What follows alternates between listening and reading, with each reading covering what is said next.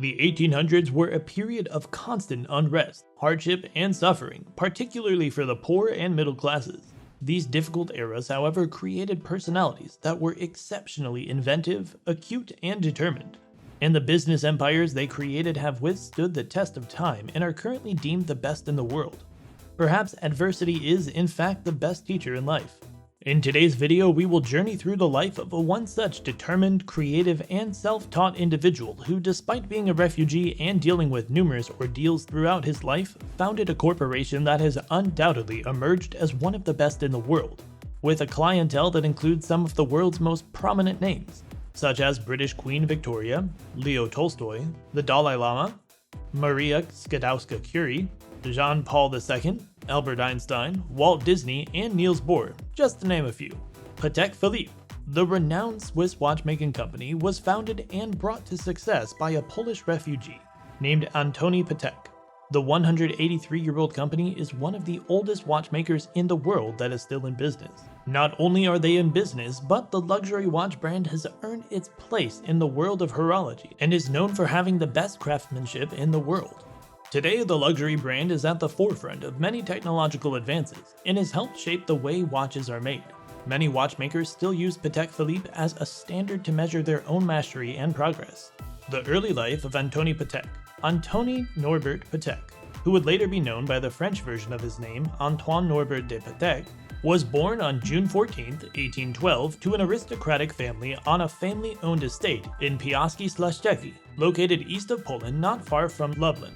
Antoine moved to Warsaw with his family when he was just 10 years old, and when his father Joachim passed away 5 years later, he was thrust into the role of the primary breadwinner for his family. These were very challenging times for the teenager given the civil unrest in his country, and so Patek soon realized that he had a duty to not just take care of his family, but was also expected to serve his country. The 16-year-old Polish boy had no choice but to enlist in the army while his country was under foreign occupation. After joining the 1st Polish Mounted Rifles Regiment in 1830, he took part in the November Uprising the following year. This was part of the Polish-Russian War of 1830 to 1831.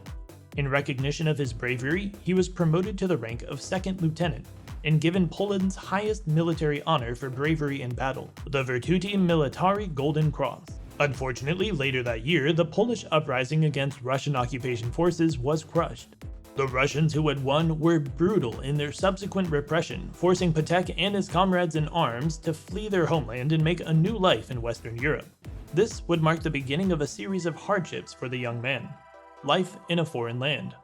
Much like his life before migration, his journey to France was not an easy one. He had to organize a safe and secure evacuation path for Polish revolutionaries through Prussia to France. And the future watch mogul ultimately made it to France in 1831, where he began working in a printing shop as a typesetter.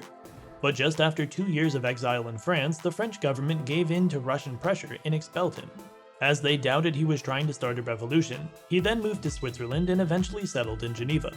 In Geneva, Switzerland, the future watch tycoon tried his hands at many trades while taking lessons from the renowned Swiss painter and engraver Alexander Calame. In Geneva, he was mesmerized by the city's watchmaking history and the complementary craftsmanship of engravers, enamelers, and jewelers. It was during this time that the inspired watchmaker began purchasing the finest mechanisms available from local experts, and a few years later entrusted other artisans with the task of gilding, enameling, and engraving the objects. As a middleman, he was able to rake in a significant income. As he began to settle into his Swiss life, Patek sought the company of other immigrants, and it was during this time that he met François Czepek, a Polish watchmaker of Czech descent, who would go on to become Patek's business partner in the watchmaking industry. On May 1, 1839, Patek, Czepek, and his wife's uncle, Thomas Moreau, established Patek, Czepek & C. Fabricants à Genève, a forerunner to Patek Philippe. Little did he know at the time that this would be the beginning of a heritage that would survive for generations to come. Their unique blend of modern decor, precise mechanisms, and watchmaking expertise won these Polish exiles tremendous fortunes. During this time, their art was heavily influenced by Polish culture. For example, their pocket watches had designs of the Black Madonna of Częstochowa, who was considered a legend and a hero of the Polish Revolution.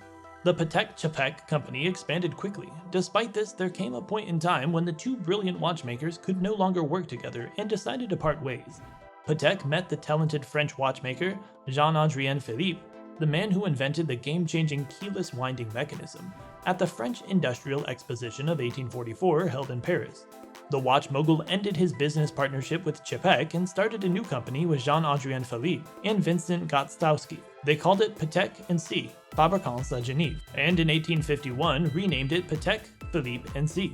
A pivotal moment in Patek's life was when, during the World Exhibition that took place in London in 1851, both the Danish Queen Louise and the British Queen Victoria made separate purchases of his elegant timepieces. And soon enough, the Polish businessman earned the reputation of being the watchmaker of kings.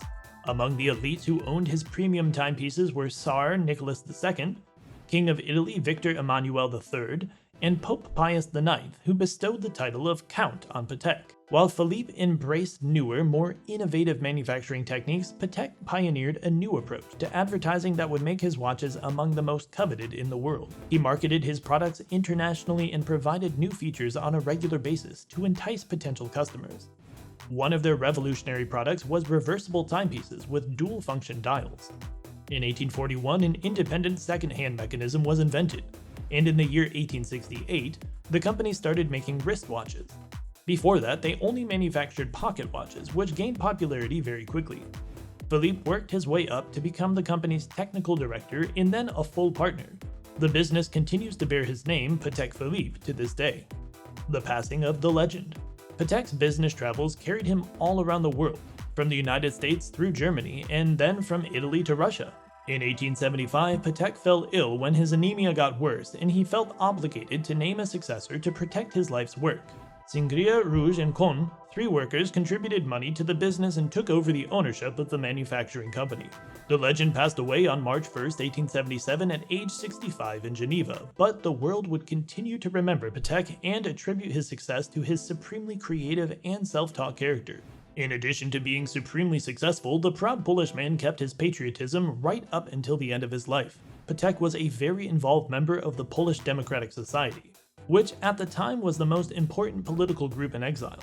In his business, he gave Poles jobs, helped Poles who were refugees like himself and were exiled after the January uprising failed, and encouraged Poles to follow their dreams of freedom. Leon, his son, was just 20 years old at the time of his father's death, and had no interest in joining the company. He gave up all of his rights in exchange for an annual payment of 10,000 francs, and used the money from this annuity to support himself as a renter until he died in 1927. The Great Depression had a devastating impact on the global economy, and as a result, the company was also subjected to significant blows. So in order to get through the financial crisis and also stay relevant in business, the company took money from Jean and Charles-Henri Stern, two brothers from Geneva. Jean and Charles-Henri Stern were able to keep the business viable, and in the end, the Stern family was successful in acquiring a controlling stake in the business. Since their first deal in the 1930s, the Stern family has managed to maintain ownership of the reputable Patek Philippe for 4 generations, and if they ever decide to sell, the Geneva-based firm could be worth an eye-watering $10 billion.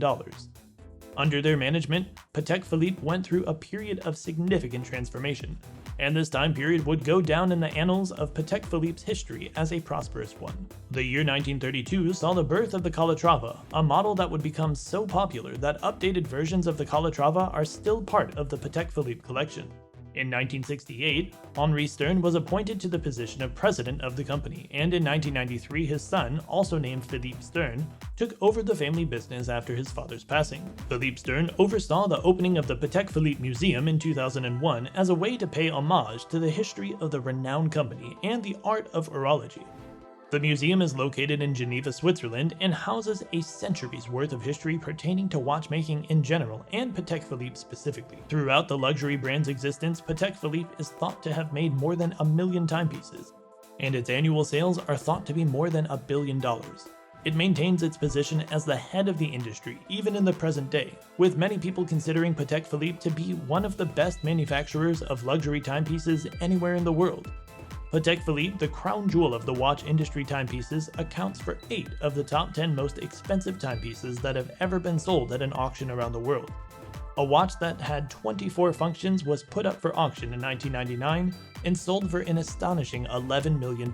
The watch was developed specifically for banker Henry Graves in the 1930s by the premium brand.